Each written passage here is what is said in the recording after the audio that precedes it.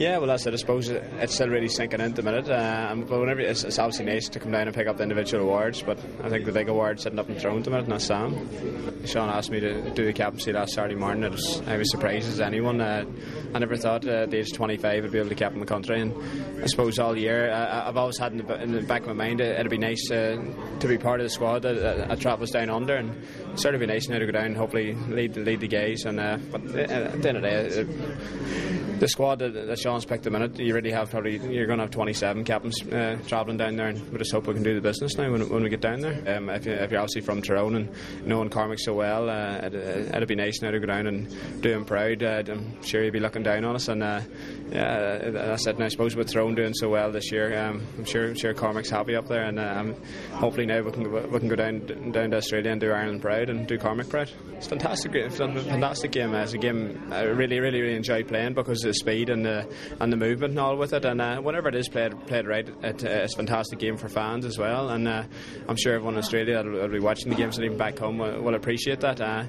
Obviously there was the problems back in 2006 with the Croke Park, but it got a little out of hand. But obviously now with the rules being tweaked, hopefully we'll be able to stamp that out of the game. But people forget about the game in 2006 in Galway, in which there was no violence, and Ireland won by 7 or 8 points. And it's nice like that the series is still alive, and hopefully we can replicate that down under in a few weeks. It's the time of the year now that the All-Ireland medals are secured, and that's the most important thing. But I suppose the time of the year when these little awards come along, and it's always nice to get them. So as I said, delighted with it anyway. It's a great year for the panel as a whole. I was lucky enough I got it last year. I think that the mother and father came up and done the honours, but so it's my first time up at it anyway. So as I said, it's nice to get up here for the day out.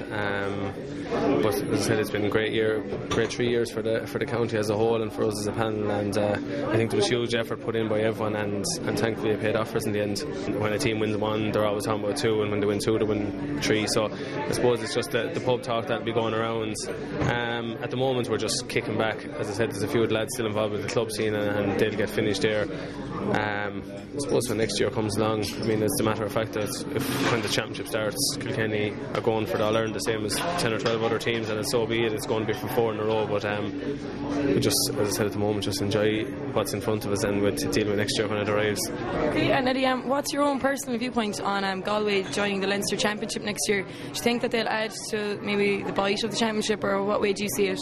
Yeah, I suppose for a year anyway, there's definitely, I can't see any harm in it, but as I said to a few of them already there, it's not really, I suppose, the players to decide. It'll be county board officials will decide what's the best. There's probably a bit of opposition there within Leinster, and that's justified, and that's their prerogative. They're quite entitled to it. I suppose personally I feel that if Leinster, hurling got Galway and Antrim in, it might spice it up a little bit. It would probably, personally I feel, it would bring the best out of Wexford, Offaly and Dublin and Laois, and if that means it improves the Leinster Championship, then all the better. If it means that you have 7 or 8 teams on an equal playing field competing, I think Wexford and Offaly both showed this year that they're not very far behind at all, because with a small bit of luck, I suppose they could have been the ones that took Wexford or Waterford out of the championship this year.